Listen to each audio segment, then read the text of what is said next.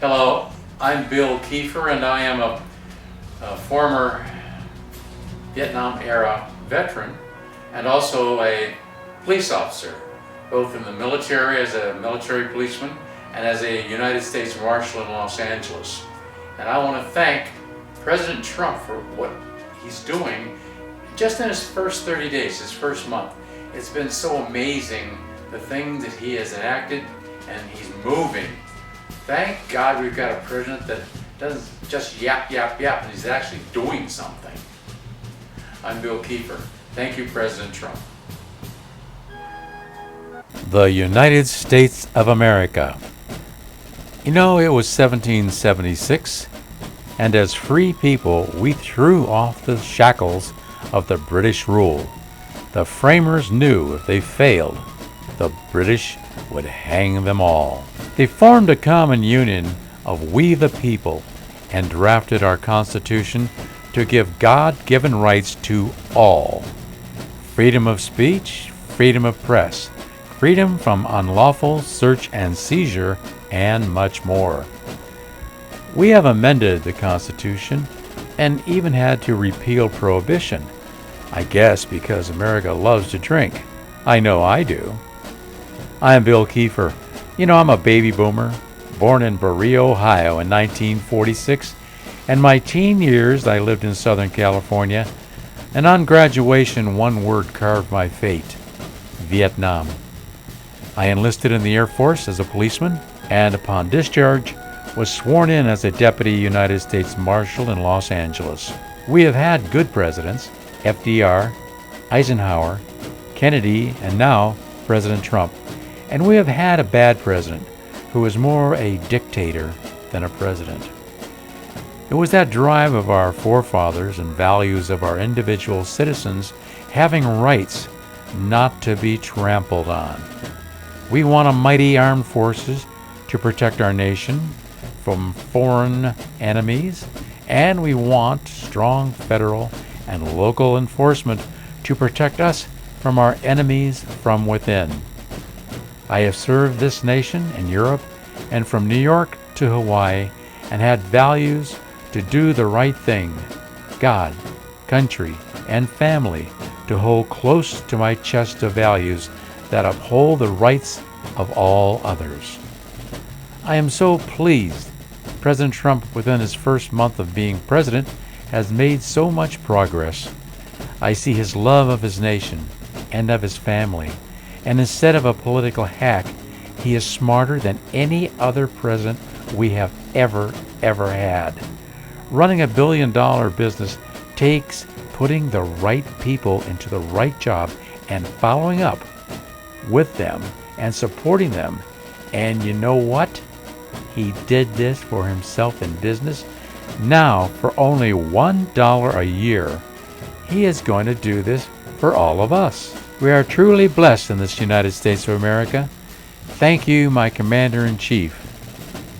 Kick illegals out, destroy the terrorists, allow legal immigration like my grandfather did. We the people of the United States, in order to form a more perfect union, establish justice, ensure domestic tranquility, provide for the common defense, promote the general welfare, and secure the blessings of liberty to ourselves and our posterity. Do ordain and establish this Constitution for the United States of America. And they all said, Amen. In God we trust. It is not what you wish for, it is what you work for that will get us there. And I say, Amen.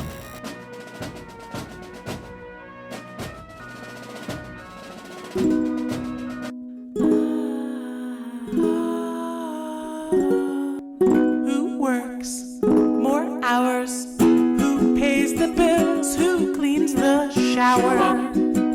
Bebop, doo-wop, meow, wow, wow, wow, wow, wow. Who plays more sports? Who drinks the beer? Who sips wine?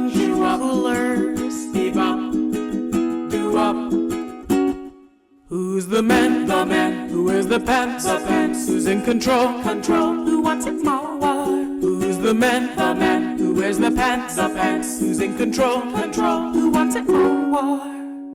The markets are starting to question themselves, the bloggers exposing our blisters.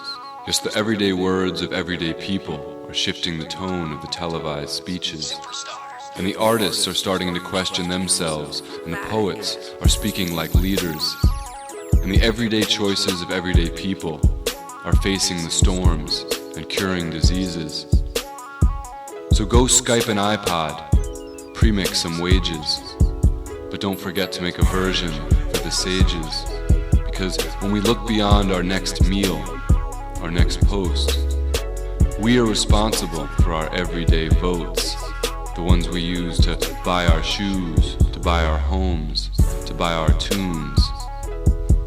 Yes, I'm talking about our dollars, our euros, our pesos, our yen.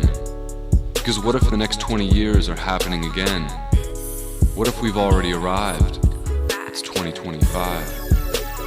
And the doomsday duos, the war and peace heroes, haven't avoided the global cooling, the flu-grown zeros, forgotten people. Yes, the markets are starting to question themselves, and the bloggers exposing our blisters. Yes, the everyday words of everyday people are shifting the tone of the televised speeches. And the artists are starting to question themselves, and the poets are speaking like leaders. And the everyday choices of everyday people are facing the storms and curing diseases. So go Skype an iPod, premix some wages, but don't forget to make a version for the sages. Because when we look beyond our next meal, our next post, we are responsible for our everyday votes, the ones we use to buy our shoes, to buy our homes, to buy our tunes. Yes, I'm talking about our dollars, our euros, our pesos, our yen. Because what if the next 20 years are happening again?